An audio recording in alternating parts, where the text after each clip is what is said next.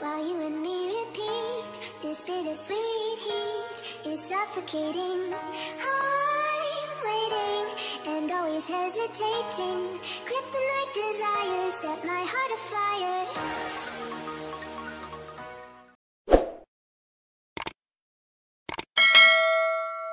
Baiklah, pengertian manajemen peserta didik. Pertama itu pengertian peserta didik. Peserta didik ini adalah anggota masyarakat yang berusaha mengembangkan potensi diri melalui proses pembelajaran pada jalur pendidikan baik informal, pendidikan non formal maupun formal pada jenjang pendidikan dan jenis pendidikan tertentu. Secara sederhana, peserta didik adalah seorang yang ingin mengetahui hal yang baru atau sedang melakukan pelajaran.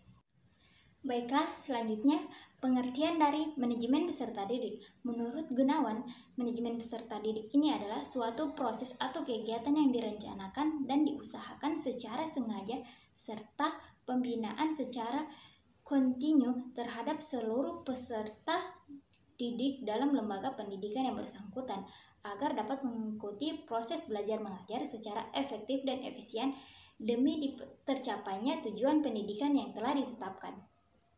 Atau manajemen peserta didik dapat juga diartikan sebagai suatu proses pengurusan segala hal yang berkaitan dengan siswa di sekolah, mulai dari perencanaan penerimaan peserta didik, pembinaan yang dilakukan selama peserta didik berada di sekolah sampai dengan menyelesaikan pendidikannya di sekolah. Selanjutnya, tujuan dari manajemen peserta didik. Secara umum, tujuan manajemen peserta didik itu yaitu mengatur kegiatan-kegiatan peserta didik agar kegiatan tersebut menunjang proses pembelajaran di sekolah agar berjalan lancar, tertib, dan teratur sehingga tercapainya tujuan pembelajaran yang efektif dan efisien. Secara khusus, tujuan manajemen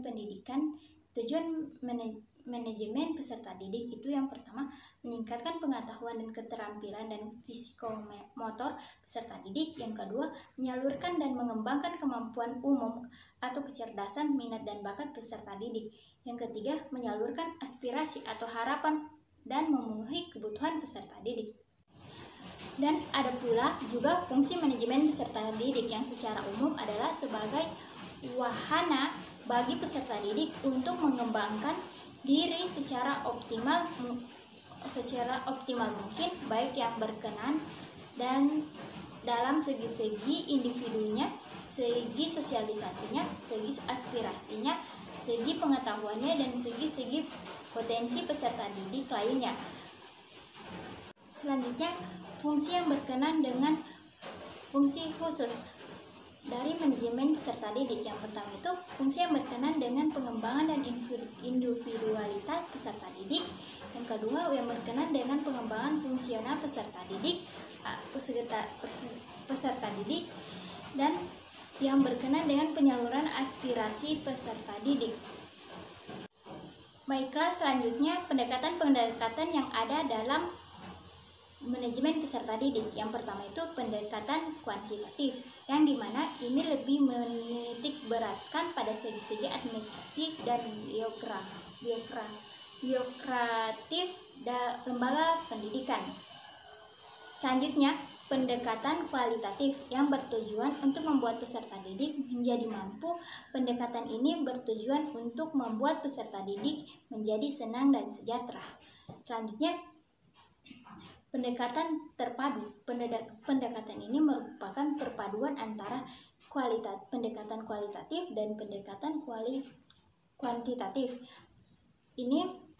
Dalam pendekatan ini, peserta didik diminta untuk memenuhi tuntunan birokratif dan administrasi di sekolah, dan juga pula menawarkan inisiatif-inisiatif yang antara lain yang dapat memenuhi kebutuhan dan kesejahteraan peserta didik. Baiklah, selanjutnya kegiatan-kegiatan manajemen peserta didik. Yang pertama itu perencanaan terhadap peserta didik. Perencanaan ini meliputi yang menyangkut perencanaan terhadap penerimaan siswa baru, kelulusan, jumlah putus sekolah, dan kepindahan. Selanjutnya yang kedua, pembinaan peserta didik, yang dimana ini memberikan layanan khusus untuk peserta didik. Selanjutnya, evaluasi pendidikan suatu tindakan atau suatu proses untuk menentukan dari suatu nilai peserta didik. Selanjutnya, mutasi. Mutasi ini terbagi dua, mutasi eksternal dan internal.